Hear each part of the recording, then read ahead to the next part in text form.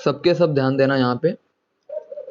Optically active compound क्या होते हैं, जो कि प्लेन पोलराइज लाइट के साथ अगर किसी ने एक्टिविटी शो की तो उसे हम कहेंगे कि optically active compound.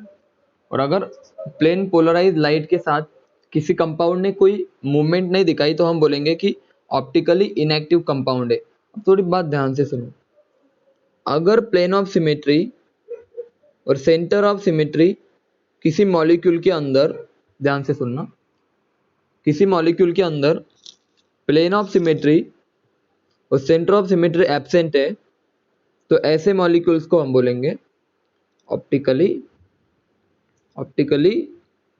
Active molecule. समझ में आया सभी को? शॉर्टकट समझ में आया, मतलब डायरेक्टली हम बता सकते हैं अगर किसी मॉलिक्यूल के अंदर प्लेन ऑफ सिमेट्री नहीं है, सेंटर ऑफ सिमेट्री भी नहीं है, तो आप बोलोगे कि आपका मॉलिक्यूल कैसा है, बोलो ऑप्टिकली एक्टिव है। और अगर किसी मॉलिक्यूल के अंदर प्लेन ऑफ सिमेट्री भी प्रेजेंट है, सेंटर ऑफ सिमेट्री भी प्रेजेंट है, तो आप बोलोगे मॉलिक्यूल इज ऑप्टिकली इनएक्टिव। समझ में आया सभी को?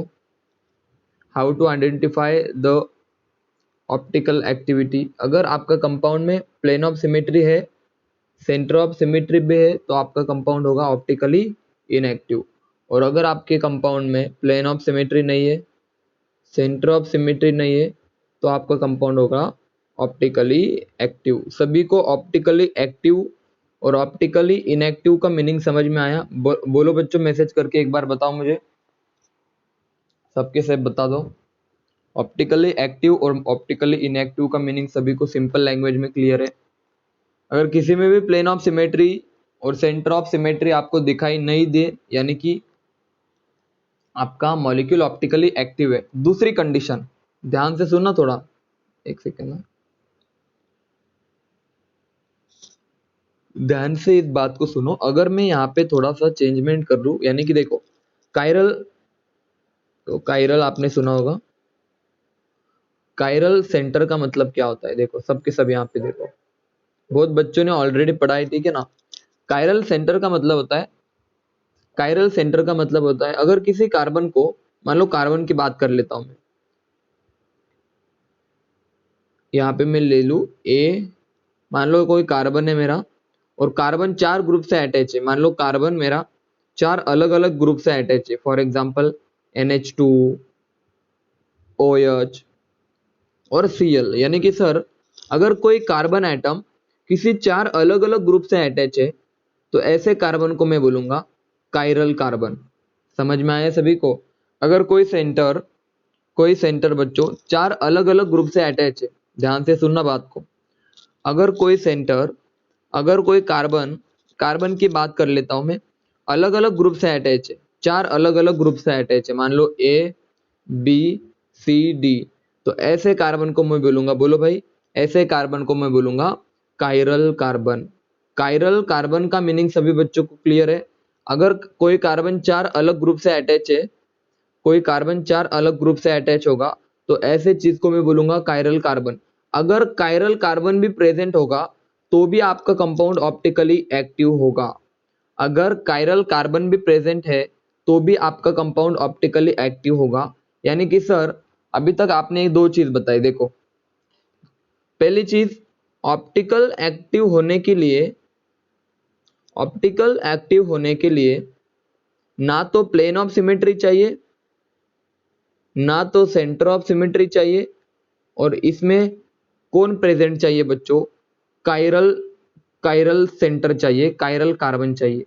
अगर ये 3 चीजें हो, क्या प्लेन ऑफ सिमेट्री नहीं चाहिए, सेंटर ऑफ सिमेट्री भी नहीं चाहिए और कायरल कार्बन चाहिए, तो आपका कंपाउंड 100% क्या होगा?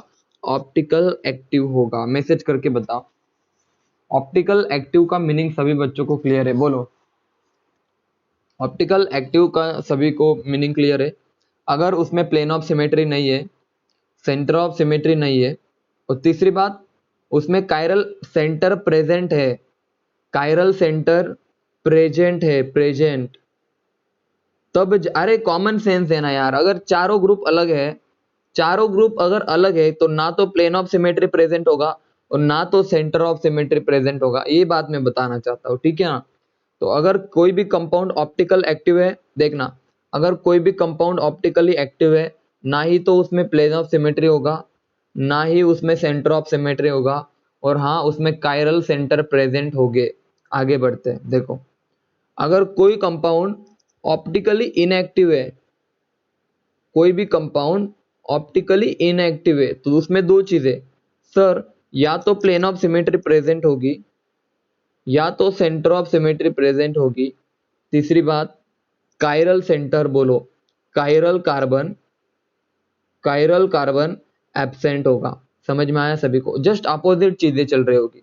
देखो, ऑप्टिकली एक्टिव कंपाउंड में प्लेन ऑफ सिमेट्री और सेंटर ऑफ सिमेट्री एब्सेंट होती है, लेकिन ऑप्टिकली इनएक्टिव में इन दोनों में से कोई भी प्रेजेंट होती है, कोई भी एक चीज प्रेजेंट होगी। एक मिनिट, हाँ ऋत्विक, लेक्चर मध्ये। हेलो, आवाज आ रही मेरी? बच्चों आवाज आ रही? बोलो, आवाज आ रही सब? देखो देखो, आपको दो लाइन याद रखनी, यहाँ पे मैं वापस से लिख देता हूँ। देखो, दो चीजें होती है, ठीक है ना बच्चों। देखो, एक लिख देता हूँ मैं ऑप्टिकली एक्टिव, ऑप्टिकली एक्टिव चीज, और दूसरी लिख देता हूँ मैं, बोलो भाई, ऑप्टिकली इनएक्टिव चीज, इनएक्टिव। आपसे पूछा ऑप्टिकली एक्टिव होने के लिए क्या चाहिए, तो आप बोलोगे बच्चों सबसे पहले चीज कायरल कार्बन चाहिए, कायरल कार्बन चाहिए। दूसरी चीज, ना तो इसमें सेंटर ऑफ सिमेट्री चाहिए और ना तो इसमें प्लेन ऑफ सिमेट्री चाहिए, जो कि मैं कल पढ़ा चुका हूँ कि सेंटर ऑफ सिमेट्री और प्लेन ऑफ सिमेट्री क्या होती है। आपसे अगर कोई पूछे कि ऑप्टिकली इनएक्टिव के लिए क्या चाहिए, तो no chiral centre, no chiral centre, ना तो इसमें कायरल सेंटर चाहिए, दूसरी बात इसमें सेंटर ऑफ सिमेट्री भी चाहिए, या तो प्लेन ऑफ सिमेट्री चाहिए। अगर ये हुआ तो आपका कंपाउंड ऑप्टिकली इनएक्टिव है, लेकिन कायरल सेंटर रहा तो जनरली आपका कंपाउंड क्या होता है, ऑप्टिकली एक्टिव। अब मुझे बताओ, सामने वाली चीजें सभी बच्चों को क्लियर है? अब क्वेश्चन करवाऊंगा मैं आपसे, ठीक है ना बच्चों? अब क्वेश्चन करवाऊंगा मैं बहुत सारे, अभी आप सभी के अच्छे अच्छे, अब यहाँ से आगे अच्छे अच्छे क्वेश्चन करवाऊंगा, फिर आपको समझ में आ जाएगा, ठीक है ना। ये वाली बातें क्लियर है? अब देखो यहाँ पे, अब देखो यहाँ पे एक चीज मैं लिख देता हूँ, एक क्वेश्चन आपके सामने में लिख देता हूँ। क्वेश्चन छोड़ो, सबसे पहले तो आप सब ये जान चुके हो कि ऑप्टिकली एक्टिव होने के लिए क्या चाहिए, तो आप बोलोगे सर कायरल कार्बन चाहिए, कायरल सेंटर चाहिए, या तो क्या चाहिए, जल्दी बोलो। प्लेन ऑफ सिमेट्री नहीं चाहिए और सेंटर ऑफ सिमेट्री भी नहीं चाहिए, किसके लिए, कंपाउंड टू बी ऑप्टिकली। अगर किसी में प्लेन ऑफ सिमेट्री एब्सेंट है, सेंटर ऑफ सिमेट्री एब्सेंट है, तो आप बोलोगे आपका कंपाउंड ऑप्टिकली एक्टिव है। चलो मैं अभी आगे बढ़ता हूँ, ठीक है ना। एग्जाम्पल भी मैं करवाऊंगा, सो डोंट वरी। देखो बच्चों, इनएंशियोमर होते हैं, देखो इनएंशियोमर क्या होते हैं, अब सबके सब यहाँ पे ध्यान से सुनना। इनएंशियोमर, इनएंशियोमर देखना, समझना अच्छे से, ठीक है ना बच्चों, की इनएंशियोमर क्या होते हैं, सबके सब यहाँ पे देखो। इनएंशियोमर देखना, ठीक है ना। देखो, मान लो आप एक, देखो इनएंशियोमर का मैं मीनिंग समझा रहा हूँ, तो ठीक है ना। सबसे पहले तो ये मिरर इमेज होते हैं, क्या होते हैं, आप एक दूसरे के मिरर इमेज। तो अगर आपसे कोई पूछे इनएंशियोमर क्या होते हैं, तो आप बोल देना कि ये एक दूसरे के मिरर इमेज होते हैं। कैसे सर? फॉर एग्जाम्पल देखो, इधर CH3 लिख देता हूँ मैं, इधर लिख देता हूँ OH।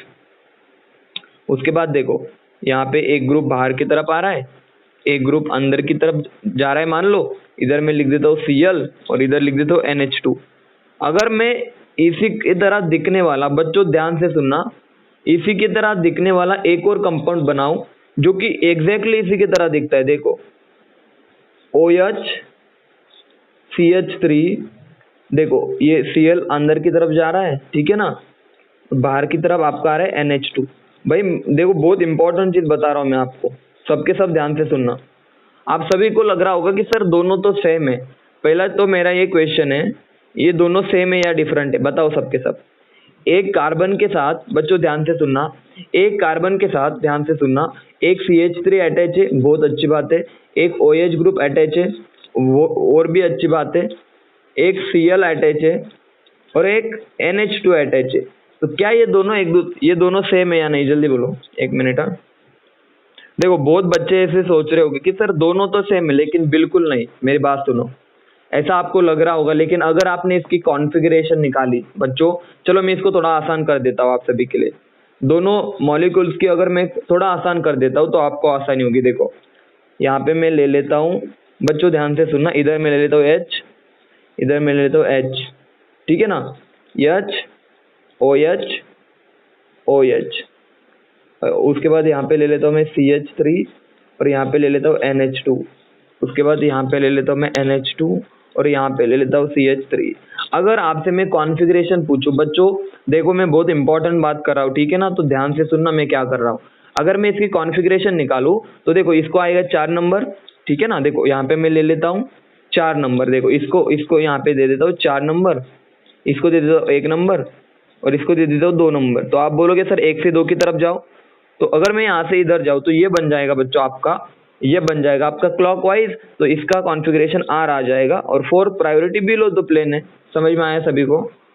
सबसे पहले तो ये बताओ इसका कॉन्फ़िगरेशन R कैसे है, सबको समझ में आया? बोलो, क्लॉकवाइज है ना, क्लॉकवाइज है, 4th priority group below the plane है। अब इसकी अगर मैं बात करूं बच्चों, मजा आ जाएगा आपको। Sir 4th priority group below the plane है, अगर मैं इसको नंबर फर्स्ट दूं, अगर इसको नंबर सेकंड दूं प्रायोरिटी के हिसाब से, इसको थर्ड दूं, तो फर्स्ट से सेकंड की तरफ आओ, तो आप बोलोगे sir 4th priority below the plane है, लेकिन आपका एंटी क्लॉकवाइज है, यानी कि सर इसकी कॉन्फ़िगरेशन क्या आ जाएगी बच्चों, यस आ जाएगी। तो क्या ये दोनों सेम हुए, आप बताओ? अगर दोनों की कॉन्फ़िगरेशन अलग है बच्चों, तो क्या ये दो मॉलिक्यूल सेम है? मैसेज करो, अब सबके सब बताओ। अगर दोनों की कॉन्फ़िगरेशन अलग है तो ये मॉलिक्यूल कभी भी सेम हो नहीं सकते।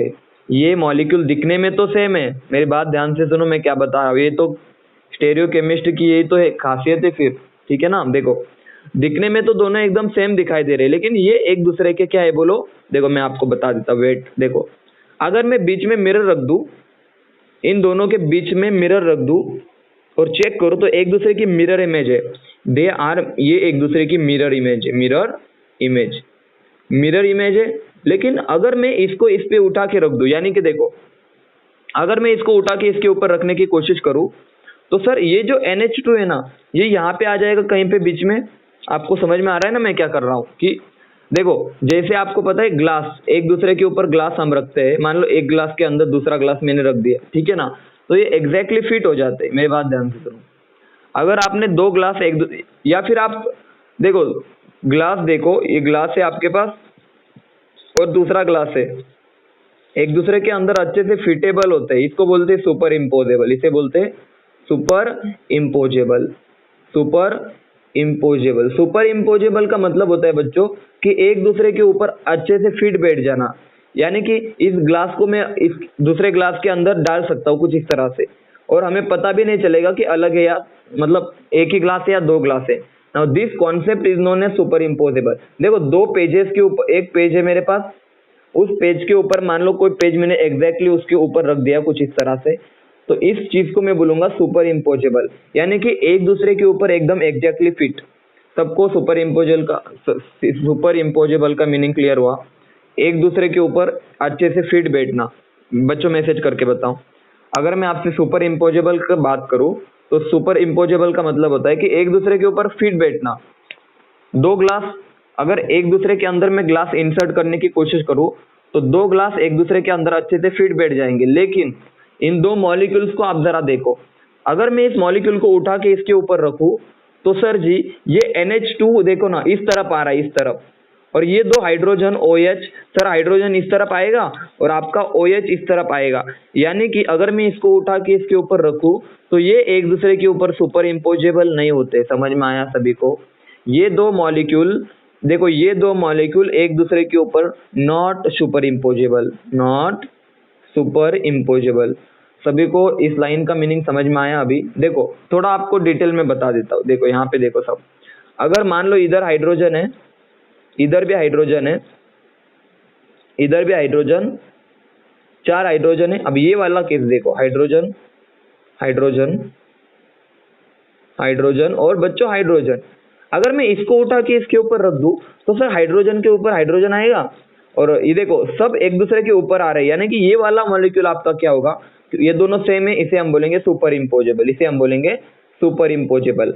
लेकिन अगर मैं आपसे कुछ बात करूं, अगर मैं पिछले मॉलिक्यूल की थोड़ी सी बात करूं बच्चों, तो थोड़ा आप देखो और फिर मुझे बताओ क्या ये एक दूसरे के ऊपर सुपर इम्पोजेबल है। देखो यहाँ पे देखो, अगर मैं इन दो मॉलिक्यूल्स की बात करूं, अगर इन दो मॉलिक्यूल्स की बात करूं तो ये एक दूसरे के मिरर इमेज तो बिल्कुल है बच्चों, ध्यान से सुनना, ये एक दूसरे के मिरर इमेज है। देखो मिरर अगर मैं डालूं तो जो चेहरा इधर है वही सेम एज इट इज है। देखो मिरर इमेज बन रही है, देखो मिरर इमेज बन रही है सबकी, मिथाइल की और इसकी भी मिरर इमेज बन रही है, लेकिन एक दूसरे के ऊपर सुपर इम्पोजेबल नहीं है। मेरी बात सुनो, एक दूसरे के ऊपर अगर मैं इसको उठा के रख दूं तो NH2, अगर मैं उठा के रख दूं इसके ऊपर तो NH2 आपका इधर बीच में आ जाएगा, तो ये नॉन सुपर इम्पोजेबल है। तो याद रखना, दो कंपाउंड जो कि, ध्यान से सुनना, जो कि मिरर इमेज है, देखो यहाँ पे लिख दूं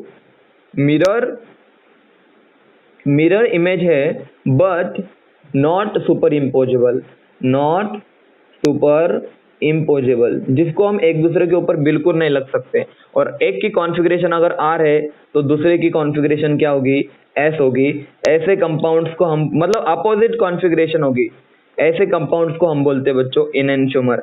इनएंशियोमर कंपाउंड्स, इनएंशियोमर यानी कि देखो दो पेयर ऑफ कंपाउंड होते हैं, ठीक है ना। देखो मतलब आप बोल सकते हो कि बच्चों कभी भी किसी का कायरल सेंटर है, बच्चों ध्यान से सुनना, अगर किसी मॉलिक्यूल के पास कायरल सेंटर है तो उसकी तरह दिखने वाला, उसकी मिरर इमेज दिखने वाला एक मॉलिक्यूल नेचर में एग्जिस्ट कर रहा होगा। मेरी बात ध्यान से सुनो, मैंने बहुत इंपॉर्टेंट लाइन कही आपके सामने कि अगर किसी के पास कायरल सेंटर है, ये वाला देखो दिखाई दे रहा है, तो इसी की तरह दिखने वाला, इसकी मिरर इमेज दिखने वाला एक कंपाउंड नेचर में एग्जिस्ट कर रहा होगा, और इन दोनों को हम बोलेंगे इनएंशियोमर। और इनएंशियोमर बोले तो mirror image but not superimposable mirror image. सभी बच्चों को इनएंशियोमर की डेफिनेशन अब क्लियर है। एक की कॉन्फ़िगरेशन अगर R रही तो दूसरे की S रहेंगी, इसकी S रही तो इसकी क्या होगी बच्चों, R रहेंगी, इसे हम बोलेंगे इनएंशियोमर। तो इनएंशियोमर के बारे में तीन बातें, इनएंशियोमर का कॉन्फ़िगरेशन अपोजिट होता है, दूसरी बात वो एक दूसरे की मिरर इमेज होती है, तीसरी बात नॉट सुपर इम्पोजेबल होती है। सबको तीन बातें क्लियर है इनएंशियोमर के बारे में? बोलो बच्चों हाँ या ना, जल्दी बताओ, जल्दी बताओ। अब आपके दिमाग में क्वेश्चन आ रहा होगा कि इनएंशियोमर कैसे पहचाने सर, तो मेरी बात ध्यान से सुनो बच्चों। मान लो आपके पास दो सेंटर है, मान लो कार्बन के एक सेंटर है, देखो कार्बन का एक एक सेंटर है। अगर इस वाले सेंटर दिखने में सब सेम है, चारों ग्रुप सेम है, इसके भी चारों ग्रुप सेम है, अगर इसकी कॉन्फ़िगरेशन R हुई और इसकी कॉन्फ़िगरेशन S हुई तो ये एक दूसरे की क्या होगी, जल्दी बोलो, ये एक दूसरे के हो गए इनएंशियोमर। इनएंशियोमर RS हमें आता है बच्चों। अगर मान लो मेरे पास दो सेंटर है, अभी दो कार्बन के सेंटर है, और मान लो ऊपर वाले सेंटर की कॉन्फ़िगरेशन R है, नीचे वाले की S है, तो बच्चों यहाँ पे ऊपर वाले की S होनी चाहिए और नीचे वाले की क्या होनी चाहिए, R होनी चाहिए, और ये दोनों एक दूसरे की मिरर इमेज भी होने चाहिए। तो आप समझ जाना सर, इसकी अगर R है तो इसकी S, इसकी S है तो इसकी R, यानी कि सर ये एक दूसरे के क्या हो गए, बोलो बच्चों इनएंशियोमर। तो क्या बच्चों इनएंशियोमर पहचानना आप सभी को आ जाएगा, जल्दी बताओ। इनएंशियोमर में आपको कॉन्फ़िगरेशन देखना है, ठीक है ना, सिंपल लैंग्वेज में बता रहा हूँ मैं। अगर इसकी कॉन्फ़िगरेशन R है तो इस सेंटर की S होनी चाहिए, अगर इस सेंटर की R है और S है तो इस सेंटर की होनी चाहिए S और R, तो दे आर इनएंशियोमर। बोलो बच्चों मजा आया सभी को, बोलो जल्दी, सभी को समझ में आया? एक और एग्जांपल देखो, एक सेकंड रुक जाओ, ठीक है ना, मैं बोर्ड चेंज कर लेता हूँ बेटा।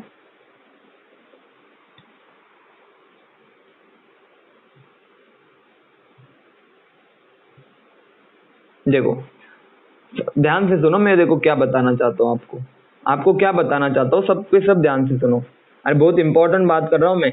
मान लो दो सेंटर की कॉन्फ़िगरेशन R है, इसकी भी R, इसकी भी R, और इसकी जो मिरर इमेज है, और उसके अगर दो सेंटर की कॉन्फ़िगरेशन मैंने देखी तो वो बनी मेरी SS। तो आप बोलना, अरे बच्चों बहुत आसान है, अगर दो सेंटर की कॉन्फ़िगरेशन आर आर है और उसके मिरर इमेज की एस एस है, अपोजिट कॉन्फ़िगरेशन है, तो ये आपके बन जाएंगे बच्चों इनएंशियोमर। क्या बन जाएंगे? इनएंशियोमर। सबको इनएंशियोमर समझ में आए? बोलो मैसेज करके, इनएंशियोमर कैसे पहचानते? समझ में आया? बोलो हाँ या ना, जल्दी बताओ। सभी बच्चों को इनएंशियोमर समझ में आया? बोलो। आपके पास एक, मैं एक ये दे देता हूँ, एक एग्जांपल ले लेता हूँ, ठीक है ना। देखो एक एग्जांपल आपके सामने है, आपसे पूछा है कि दोनों में क्या रिलेशन है, दोनों में क्या रिलेशन है? CHO OH H CH3। बच्चों यहाँ पे देखो यार, यहाँ पे देखो H OH CHO और नीचे बच्चों CH3। अगर मैं RAS निकालो तो आप बोलोगे सर फोर्थ प्रायोरिटी हॉरिजॉन्टल पे है, हॉरिजॉन्टल पे है बच्चों 1 से 2, ये आ जाएगा 2। 1 से 2 की तरफ अगर गया तो ये बन गया मेरा, ये बन गया anti clockwise, anti clockwise fourth priority. बोलो यार फोर्थ प्रायोरिटी हॉरिजॉन्टल पे है, हॉरिजॉन्टल। बोलो सबके सब क्या आंसर आएगा? और क्लॉक आपका एंटी क्लॉकवाइज है, एंटी क्लॉकवाइज, तो कॉन्फ़िगरेशन आपका, very good Pranav, very good. ये आर आ जाए और इसका निकालो तो, इसका निकालो तो क्या आएगा? बहुत आसान है सर, फोर्थ। अभी तो उल्टा है, बस 1 से 2 की तरफ जाओ तो ये क्या आ जाएगा आपका? यस आ जाएगा, यस आ जाएगा। तो अब मुझे एक बात बताओ, देखो ये बच्चों वाली चीज है, ठीक है ना। तो एक का कॉन्फ़िगरेशन तो आर है, दूसरे का यस है। आपसे क्वेश्चन पूछा था कि इन दोनों में क्या रिलेशन होगा, इन दोनों में क्या रिलेशन होगा, तो आप चेक करो। सबसे पहले तो मिरर लगाओ बीच में, तो बोलो मिरर इमेज है या नहीं है? मैसेज करो सबके सब, क्या एक दूसरे की मिरर इमेज है या नहीं? बोलो, बोलो बच्चों मिरर इमेज है या नहीं है? तो आप बोलना बिल्कुल है, बिल्कुल ही मिरर इमेज है, तो ये मिरर इमेज है। अब देखो इसको उठा के इसके ऊपर रखो, उठा के अगर मैं इसके ऊपर रखूं तो OH के ऊपर H आ रहा है, यानी कि not super imposable, not super imposable. अब समझ में आ रहा है सभी को? देखो सर OH के नीचे H आ रहा है और इसको अगर उठा के इसके ऊपर रखूं तो ये हाइड्रोजन आ रहा है, ठीक है ना। तो not superimposable mirror image. और सबसे बेस्ट तरीका होता है चेक करने का कि एक की कॉन्फ़िगरेशन अगर आर है, अगर आर है तो दूसरे की यस है, तो they are enantiomer, they are enantiomer. I hope सभी बच्चों को इनएंशियोमर कॉन्सेप्ट क्लियर है? बोलो सभी बच्चों को इनएंशियोमर क्लियर है? अभी मैसेज करो रे सबके सब, not superimposable, sorry, not superimposable mirror image is known as enantiomer, ठीक है ना। आपके सामने एग्जांपल लेने जा रहा हूँ, ठीक है। अभी देखो इसको हटा देता हूँ, वेट। अब एग्जांपल आपके सामने, अब गलती मत कर देना बच्चों, अब गलती मत कर देना।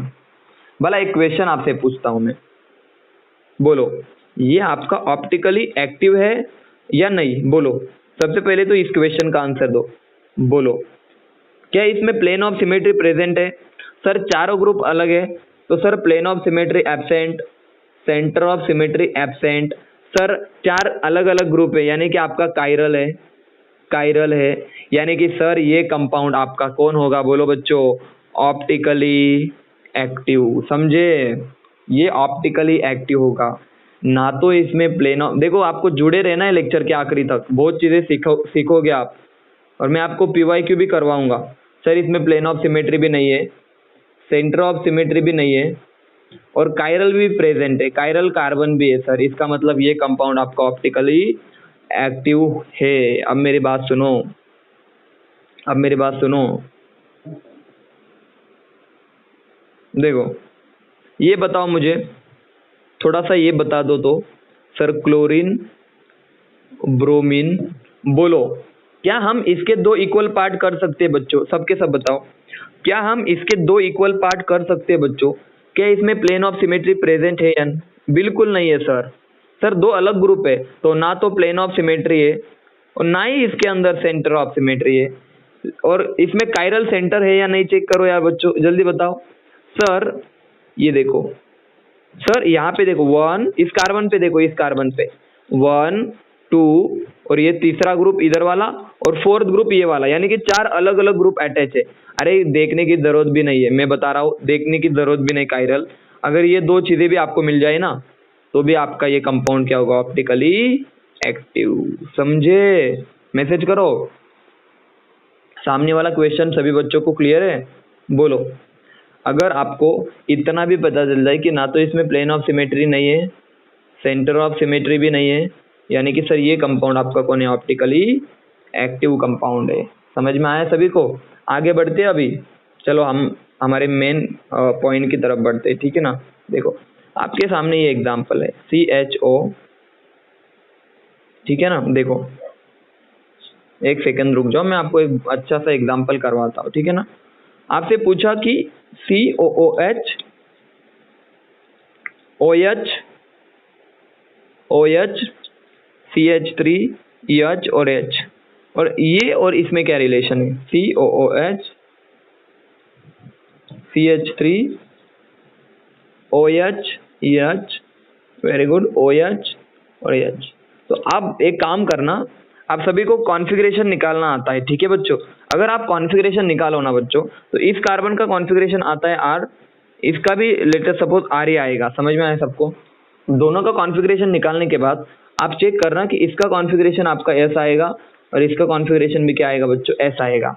अगर ऐसा हुआ तो बोलो यार ये मिरर इमेज है या नहीं ये दोनों के? तो आप बोलोगे बिल्कुल सर ये एक दूसरे के मिरर इमेज है, बट नॉट सुपर इम्पोजिबल है। अगर मैं इसको उठा के इसके ऊपर रखूं तो OH की जगह पे आपका हाइड्रोजन आएगा। Not super imposable mirror image. 2 R है बच्चों, 2 R है तो इधर 2 कौन है? यस है, यानी कि ये एक दूसरे के कौन है? बोलो एनेंशियोमर। सभी को एनेंशियोमर कंसेप्ट अच्छे से क्लियर है? अब बताओ मुझे, क्या मैं आगे बढ़ूं? बोलो, सभी को समझ में आया? कॉन्फ़िगरेशन टोटली अपोजिट होती है। अगर 2 R है तो उधर 2 यस हो गए, ठीक है ना। और अगर इधर एक S है तो उधर एक R होगा ही, तभी हमें उनको इनेंशियोमर बोलेंगे, तब जाके ही हम उसको इनेंशियोमर बोलेंगे। देखो लेकिन मेरी बात ध्यान से सुनो, मेरी बात थोड़ी ध्यान से सुनो, ठीक है ना। अब आप बोलोगे सर देखो कॉन्फ़िगरेशन पे खेल है। देखो मान लो किसी का R है एक कार्बन पे, देखो 2 कार्बन की बात कर रहा हूं मैं, और दूसरे कार्बन का भी R है। और केस नंबर 2 में अगर मैं बात करूं तो फर्स्ट कार्बन का S, सेकंड कार्बन का S, तो इसको हम बोलेंगे सर, इसे हम बोलेंगे सर, अगर मिरर इमेज ले लूं दोनों की तो इसे हम बोलेंगे इनेंशियोमर। क्या बोलेंगे? इनेंशियोमर। अब मेरी बात सुनो, लेकिन अगर इस तरह का केस आया कि फर्स्ट वाले में भी दोनों आ रहे और दोनों भी सेकंड वाले में भी दोनों आ रहे और दोनों एग्जैक्टली सेम दिखाई दे रहे, तो इसे हम बोलेंगे होमोमर। क्या बोलेंगे बच्चों? होमोमर, यानी कि यार सेम ही कंपाउंड है। या तो होमोमर बोलो, होमोमर बोलो, या आइडेंटिकल बोलो, यानी कि दोनों भी सेम है, आइडेंटिकल। हम निकाल के देखेंगे, अभी क्वेश्चन आंसर करना बाकी है, ठीक है बच्चों। देखो अगर दोनों की कॉन्फ़िगरेशन RR है, उसके मिरर इमेज की SS है, तो बोलेंगे इनेंशियोमर। अगर दोनों की RR है, दोनों कार्बन की, और मिरर इमेज की भी अगर सेम आ रही है, तो बोलोगे सर दे आर होमोमर या आइडेंटिकल कंपाउंड। लेकिन अगर केस नंबर 3 आ गया, कौन सा वाला? सर एक की R है, दूसरे की भी R, लेकिन सर एक की R और दूसरे की यस, यानी कि भाई सुनो अब मेरी बात, एक सेंटर पे तो सेम है लेकिन एक सेंटर पे अलग है, तो ऐसे कंपाउंड को हम बोलेंगे बच्चों, भाई ध्यान से सुनना, ये लाइन मेरी ये 3 पॉइंट अगर आपने अच्छे से याद कर लिए ना, तो आपके सारे प्रॉब्लम सॉल्व हो जाएंगे बच्चों। अगर एक सेंटर पे, मतलब देखो ऐसे, पहले वाले सेंटर पे मान लो कॉन्फ़िगरेशन दोनों की RR है और दूसरे वाले पे RS है, मतलब एक की R तो दूसरे की S, तो ऐसे कंपाउंड्स को हम बोलेंगे डायास्टेरियोमर। क्या बोलेंगे? डायास्टेरियोमर। इसको आपको याद रखना है। मैं एक और एग्जांपल ले लेता हूँ। देखो एक पहले तो एग्जांपल बहुत सारे ले लेता हूँ, फिर मुझे आप बताना समझे या नहीं, ठीक है ना। देखो एक सेकंड रुक जाओ, एक सेकंड रुक जाओ, ठीक है। देखो मैंने आपको 3 वर्ड यहाँ पे लिए, एक तो था आइडेंटिकल कंपाउंड या होमोमर, दूसरा था इनेंशियोमर, तीसरा था डायस्टेरियोमर। मान लो दोनों की R है और आपका यहाँ पे भी RR है, तो बोलो इसको क्या बोलेंगे? सारे के सारे कॉन्फ़िगरेशन सेम है और मिरर इमेज भी है, तो आप बोलोगे ये एक दूसरे के क्या है? बोलो होमोमर है, दे आर होमोमर, या फिर आइडेंटिकल है, दोनों के दोनों सेम है। अगर मैं लिख दूं RRS SSR, अब बोलो सर इस कार्बन पे R, इस कार्बन पे S, R S yes R, बोलो ये एक दूसरे के क्या होगे? अगर तीन सेंटर की बात करूं, ये एक दूसरे के क्या होगे? बोलो बोथ, हाँ ये इनएंशियोमर हो गए, इनएंशियोमर, क्योंकि सर अपोजिट आ रहे हैं ना, enantiomer R S yes R, तो ये इनएंशियोमर हो गए। लेकिन case number third, R R yes R R R, बोलो सर दोनों जगह पे सेम है लेकिन एक जगह पे कुछ अलग ही चीज है, कुछ अलग ही चीज है, तो ये बन जाएगी आपके, बोलो ये बन जाएगी आपके डायास्टेरियोमर, डायस्टेरियोमर। देखो यार कंसेप्ट समझने की कोशिश करो, मैं बिल्कुल आसान तरीके से, बहुत बच्चों को कभी समझ में नहीं आता कि डायोस्टेरियोमर कैसे पहचाने, उसके बाद होमोमर कैसे पहचाने, या इनएंशियोमर, उसके लिए आपको आरएस अच्छे से आना चाहिए, ठीक है। अब मैं एग्जांपल ले रहा हूँ, ठीक है ना। देखो आपके सामने एग्जांपल नंबर फर्स्ट, आपसे पूछा है रिलेशन बताओ, क्या बोला है आपसे? रिलेशन बताओ, इनमें क्या रिलेशन है। तो सबसे पहला एग्जांपल आपके सामने है बच्चों, देखो ये वाला एग्जांपल आपके सामने, COOH, उसके बाद OH EH OH EH CH3 बच्चों, और यहाँ पे लिख देता हूँ COOH, ठीक है ना, OH EH OH EH, नीचे आ गए CH3। पहले तो आप कॉन्फ़िगरेशन निकालना सीखो इस सेंटर की। देखो इस सेंटर की कैसे निकालेंगे, तो आप बोलोगे सर देखो इधर ऑक्सीजन है तो उसको फर्स्ट प्रायोरिटी, ऊपर देखो कार्बन ऑक्सीजन है, देखो नीचे ऊपर कार्बन है। देखो यार आप प्रायोरिटी देने में बिल्कुल जल्दबाजी मत करना, ठीक है ना, मैं आपको प्रायोरिटी देना सिखा रहा हूँ। पहले तो ये वाली चीज देखो, फर्स्ट कार्बन देखो, ठीक है बच्चों। अगर फर्स्ट कार्बन को आपने देखा तो सर कार्बन के साथ OH है, ऊपर कौन है? कार्बन, डबल बॉन्ड OH, तो एक कार्बन के साथ आपको बोला था डबल बॉन्ड रहा तो हम कैसे दिखाते हैं, बोलो डबल बॉन्ड रहा तो हम ऐसे दिखाएंगे, तोड़ के दिखाएंगे, दो तीन ऑक्सीजन है ऊपर, ठीक है ना, और नीचे जो कार्बन है उस कार्बन के साथ एक ही ऑक्सीजन है। तो बोलो ऊपर वाले कार्बन को प्रायोरिटी दूं या नीचे वाले कार्बन को प्रायोरिटी दूं? बच्चों सबके सब मुझे बताओ, ऊपर वाले कार्बन को प्रायोरिटी दूं या नीचे वाले? तो आप बोलोगे वेरी गुड, ऊपर वाले के पास ज्यादा चीजें तो ऊपर वाले को दो। देखो एक नंबर इस ऑक्सीजन को दिया, वेरी गुड, दूसरा दिया ऊपर वाले कार्बन को, तीसरा दिया नीचे वाले कार्बन को, और फोर्थ हाइड्रोजन को। तो कुछ इस तरह से चीजें बन गई। देखो पहले तो आपको साइड में निकालना है, ठीक है ना, साइड में आप ऐसे निकाल के देखो, बोलो 1 2 3, सर फोर्थ प्रायोरिटी वर्टिकल पे है, 1 से 2 की तरफ, अगर हॉरिजॉन्टल पे 1 से 2 की तरफ अगर गए तो एंटी क्लॉकवाइज, तो आपकी कॉन्फ़िगरेशन क्या आ जाएगी, बोलो आपकी कॉन्फ़िगरेशन आ जाएगी इस सेंटर की R। समझ में आया? R आ जाएगी, आप निकाल के देख लेना। इस वाले सेंटर की अगर आपने निकाली तो S आ जाएगी, ठीक है ना बच्चों। सिमिलरली इस वाले सेंटर की S आ जाएगी, इस वाले सेंटर की R आ जाएगी, आप निकाल के देख लेना 1 बाय 1। अब मुझे बताओ ये दोनों में क्या रिलेशन है, बोलो ये दोनों में क्या रिलेशन?